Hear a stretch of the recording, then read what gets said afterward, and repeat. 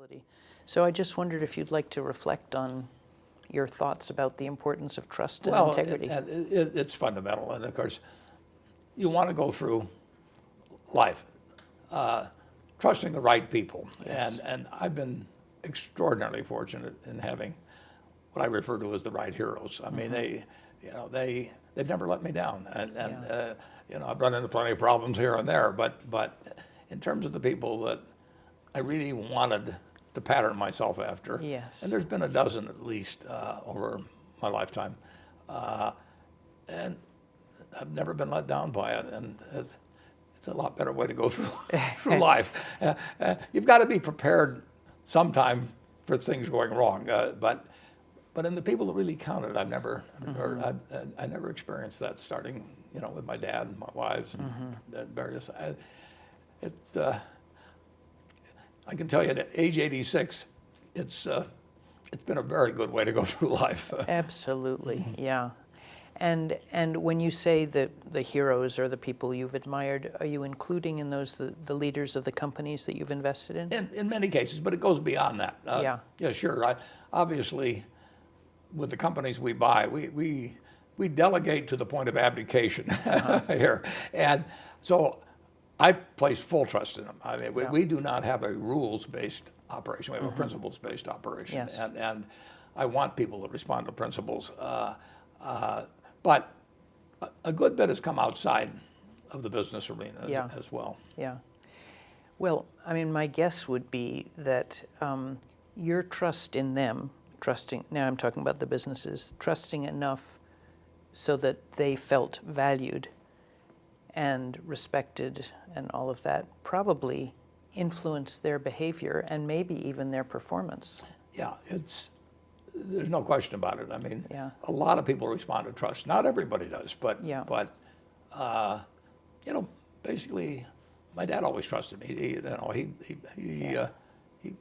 He didn't say, end up here, do this, do that, or anything like that. He said, look, whatever you do, I'm for you. Well, 100%, as long as it's honest and productive. And I know it brought out better things in me than if he'd said, unless you do this or that, I'm going to disinherit you or whatever it may be. Yes. I really got an education on that from before I can remember. So trust begets trust. Yeah, absolutely. Yeah, I really believe.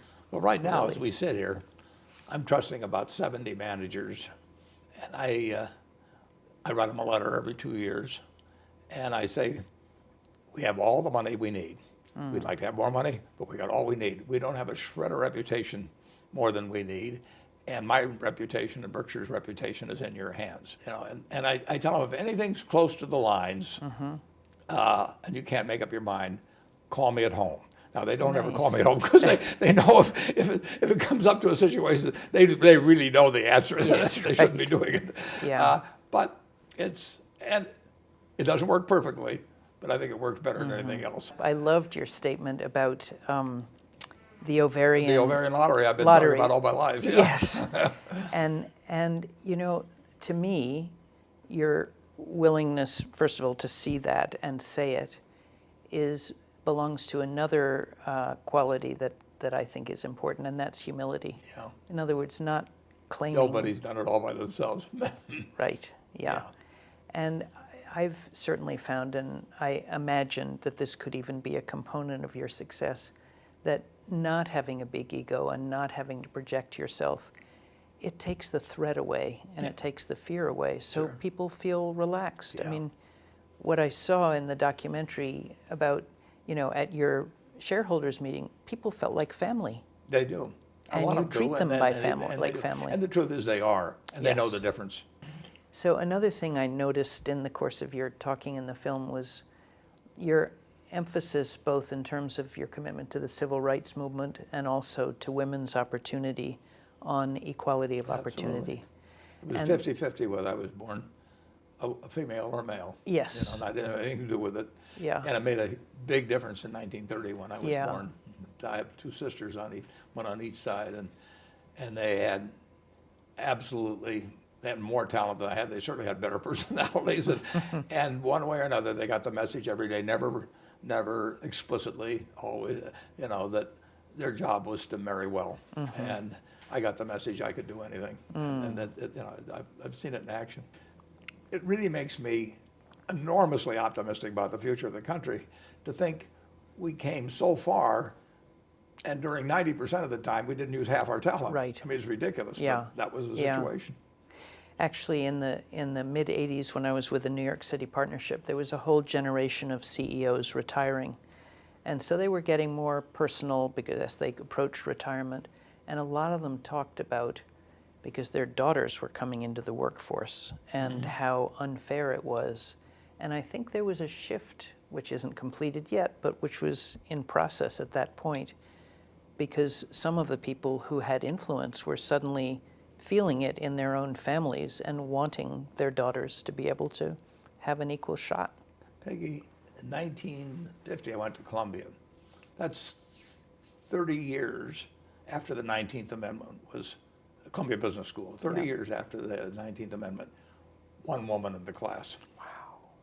It was the same way with civil rights. That's what really got me about civil rights, was that people just didn't think about it. Yes. I mean, it was fine for them, so they just went on their way. Yeah. So you had these values, and I guess Susie was already thinking about how to give back to make the difference. But you always said that your role was to make the money, and Yeah. that you... I'd pile it up and she'd unpile it. Yeah, and That was I the mean, idea. what a perfect thing. Yeah. Well, I thought I'd be good at what I was doing. I thought she'd be very good at what she was Which doing. she was, and it Yeah. sounds like your children are also being... Yeah, they're terrific. I know. Yeah. But in terms of when you made that decision to give the initially $1 billion to each of your children, did that like come out of the blue, or did you have family discussions about it? How No, did that? Well, we didn't have so much family discussion. We had wealth wasn't really a discussion with the children. I mean, Yeah. they were out of the household before they even knew we had, and they didn't have any expectations in terms of it or Yeah. anything. So, in the 1990s, at some point, my wife had this plan from when we were in our 20s, which goes back a long way, but we decided, we'd seen families where money messed everything up, and we'd seen families where money enhanced it. I mean, the money was neutral, but how people behaved with it changed things in a big way. Yeah.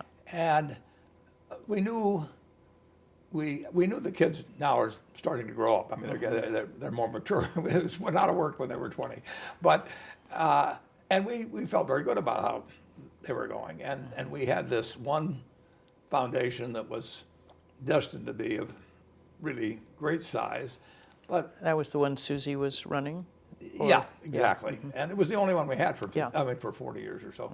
But I decided that the last thing in the world I wanted to have was money cause problems within the family, and it just seemed very logical to have a separate foundation for each one that would work totally independent of me. I would not be on the board and anything, and but where they could each follow their own passions, maybe Howie in farming, maybe Susie in early education, but whatever it might be.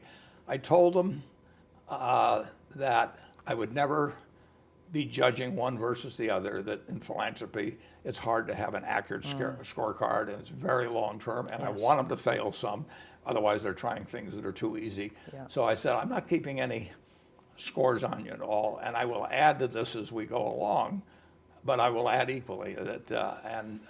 Whereas if they were if everything had to come through the big foundation, there would be times when they disagree, and when they would disagree, they might remember at the next meeting. And I'd seen too many problems associated with that. So we started very small in one way, and then one Christmas, somewhere in the 90s, I incorporated 3 entities, and just at Christmas time told them that I was putting a fair amount of money in, and then got added to subsequently, and it's worked fine. So that part may have come as a surprise to them when it. Oh, it came as a big surprise. Oh my goodness! No, it was a big surprise. It was more than a surprise. It was a big surprise. And were all three of them already headed in the direction of being involved in either philanthropy or social action or whatever? A bit. I mean, Yeah. we talked a lot about it. No, Yeah. that sort of at that point in their lives. Yeah. So they knew then that there was going to be a lot of money coming someplace, but the idea of having three different ones had not been discussed with them,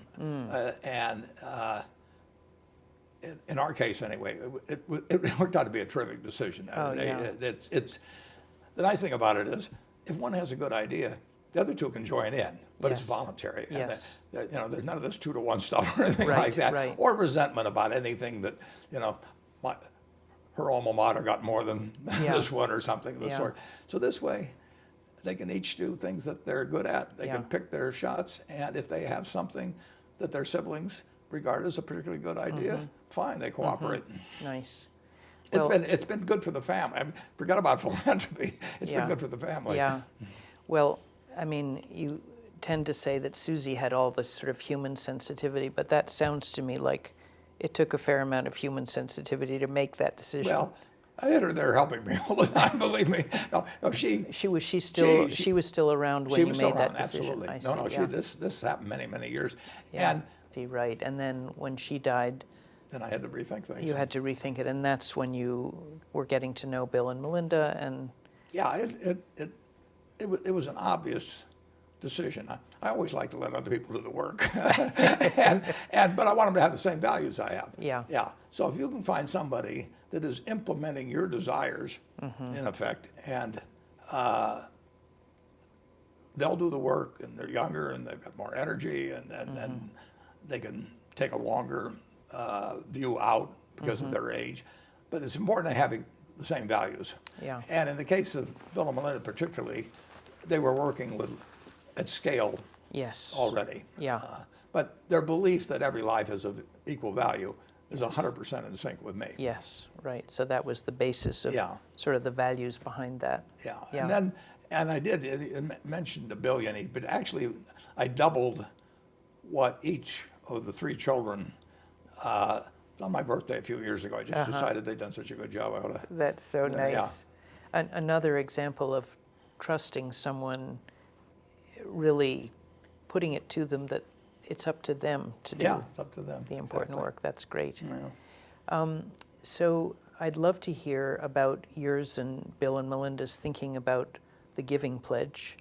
And what I gather is that you just wanted to set the standard by inviting anyone to join and then not interfere with how they gave away the money. We do that exactly. I mean, Yeah, we want people to wealthy people to re-examine, what they really believe in. I mean, Yeah. your dad set up the dinner, and there were probably 14 or 15 people around the table, and Bill and I were just exploring. In effect, we didn't have any set outcome in mind, but we wanted to talk to people who might otherwise have trouble talking to other people. I mean, these were people that had trouble finding peers exactly, and they all had their own family situations. Yes. And fortunately, I happened to call on Eli Broad and Edie first. They were on my right down at the end of the table. I said, just tell us why, how you've gotten to your present charitable philosophy and so on. Not necessarily a pitch for any Yeah. given thing. And fortunately, I picked two people that really opened up, and that set the standard. As I went around the table, people talked, and they Yes. talked like they don't. A lot of them wouldn't talk with their own families. Yes. They talked like maybe they talk with their lawyer that way, but they really talked about what meant something to them, and it was a huge success in the sense that it gave me an insight, Bill, as to how much these people cared, but what they were struggling with in many cases in terms of their family, a whole bunch Yeah. of things. So Yeah. thanks to your dad setting up that dinner. I'm very grateful to him. Oh, that's great. Well, I know he was very happy to do it, and He was he happy. was already intending to give away more than half of his Oh, assets sure. anyway. No, I didn't have any So- questions about him. Yeah. But out of that came the feeling that people did really want to learn more about philanthropy, to learn more about families in philanthropy, but it's turned out to go way beyond what I anticipated at the time. People, it was a need that was we ended up meeting, and we don't try to get people to give any given causes or anything like that. I mean, this is to help them with their philanthropy, and fully as important, maybe even more important, is through the letters to convey to generations to come how other people that maybe the young people 50 years from now will admire. That's why I particularly like to get younger members of this, the Mark Zuckerbergs or whomever, and people get their values and ideas from someplace, they usually get them from their heroes. And if by reading those letters, one of them or two of them strikes a chord with somebody 30 or 40 years from now, it may result in huge sums directed by very smart people who have been inspired one way or another. We've found that we have some overlapping families who are members of the Global Philanthropist Circle and the Giving Pledge, but not only those. We've found that creating what we call the safe space, which I think is what you were referring to, in which people can bring up the things that are not only in their minds but in their hearts. I mean, sometimes difficult family situations, you know. Peggy, I've had people crying while talking to me about it. It's amazing. I mean, we actually find we rarely have a meeting where at least one person doesn't cry. And the way I see it is, if people feel safe, they allow themselves to be a bit more vulnerable, and then other people respond to that, and then the trust begins to get built, and then their hearts open, and then the rest is all about love on the one hand and being open enough to really examine what strategically is going to make the most impact. That's what happened that night. I bet it did. It's really great to hear that story from you. I appreciate it. So another quality that obviously you've talked about, in fact, I think you even had a license plate that referred to this, Peter told me, is about your thriftiness. Thrifty, right. Some people should have said cheap. A little more polite. Well, I loved that the opening of the film was about you going to McDonald's and your 3 different breakfasts that you ordered depending on how the market was doing. I mean, that latter part I did for fun, made it up, right. But it is true. The rest of the story is true. Right. No, I liked that a lot. But I mean, in a way, thriftiness, and not cheapness, but thriftiness can go hand in hand with not being ostentatious.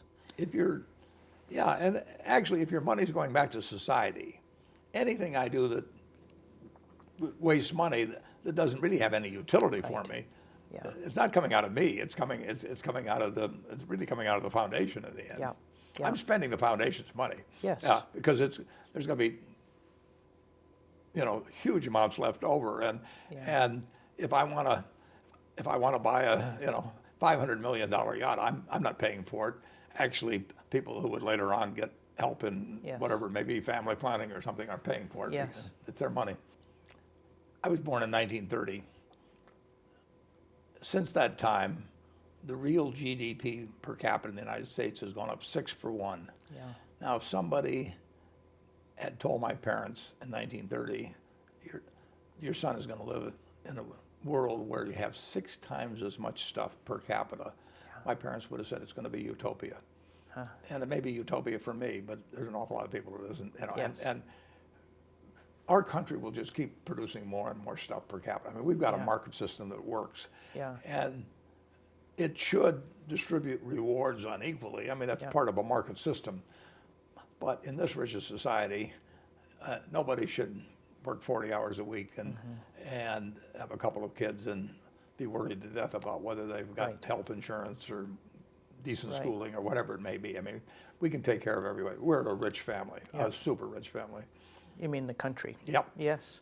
And how do you relate that to climate change? I mean, the fact that resources can get scarce, or that, our use of resources, such as driving all over the place and emitting carbon. Well, the market system works extremely well, except it won't measure in long-term societal costs, and that's where it's government's job to get in the picture. I mean, you don't want to mess up the market system. I mean, it will turn out things people want, but every now and then they want something that is borrowing.